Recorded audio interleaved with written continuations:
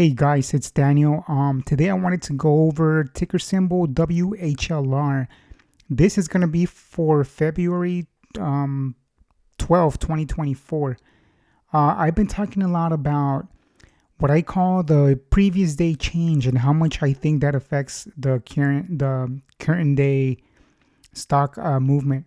So if you look at the change previous day, it just pretty much is self-explanatory, right? How much did the stock went up or how much did it go down the previous day?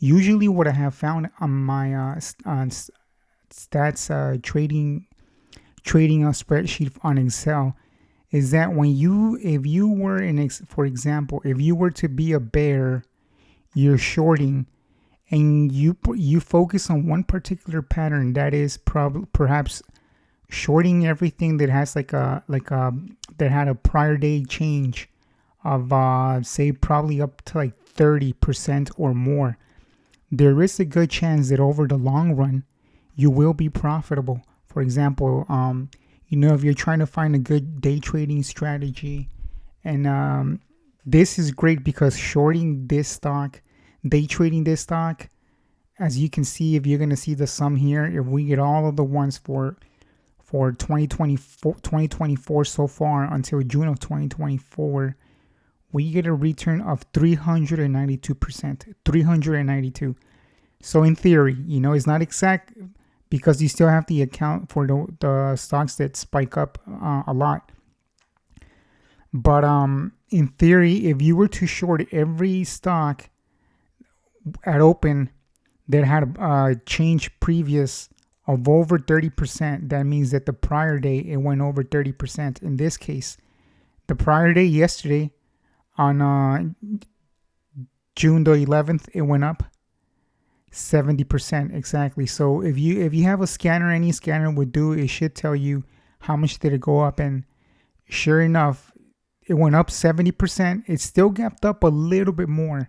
Right here, it closed out at 268. It opened up around 320. I think it opened up at 328. Now, if you don't wanna short it right at the open, I usually like shorting into the half dollars or full dollars. In this case, it's still spiked up. I would choose certainly 3.5 is the nearest half dollar. But there is a good chance that because it made a big spike yesterday, the following day, it makes sense that it has a higher probability that it's going to drop. Now, of course, it is possible that it can continue going up. Like, for example, if it's a multi-day runner, multi-day runners are going to go up 1 day and 2 and 3. However, statistically, multi-day runners are not the majority. The majority will still be that if it goes up a certain amount in 1 day, there's a good chance that if it's anything over 30, probably there's a good chance that the next day, the following day, it's gonna have a drop. Actually, let's take a look here at the 20s. I'm just kind of curious. 20s, anything that gapped up 20. Okay, see, even the ones that go up even over 20% or more in 1 day, the following day, in majority, in general, probability wise, there is a higher probability that it's gonna end red. And as you can see here, you still get 132% towards the negative. That means if you're a short seller, this is gonna give you about 132% just on the ones that have 20, and then you start shorting the ones over 30.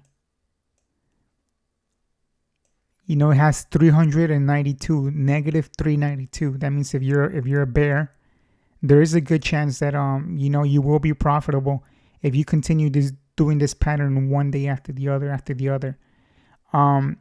So yeah, I don't see a lot of people talking about this one metric a lot. But if you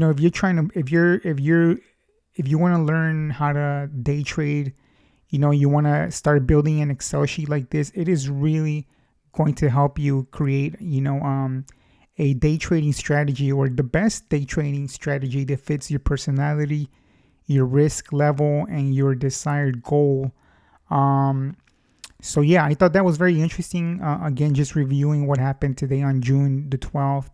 We had this pretty cool ticker right here that had a prior day gain of 70%. Because it had a prior day gain of 70, I knew there was a good chance that today it had a good day, a good chance of dropping, and sure enough, it spiked up about 8%. I would have shorted here until the half dollar at 350, and then it would have been a great 33%. But nonetheless, the important part again is Excel. I love Excel, and if you use Excel, you're gonna notice that using statistics, you just keep repeating the same pattern over and over. You don't have to think too much.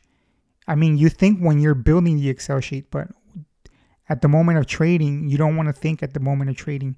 You want to do the thinking before trading, because once trading starts, then your heart starts racing. You start getting emotional. You have you start shaking, and you don't want to have to do any thinking, any decision making at the moment of trading. What you want is to do the thinking, the decision making outside of those hours. So then once you see the pattern that you're looking for, you already know exactly what's going to happen. Or at least you know what your plan is. And in this case, I have seen this one before many times.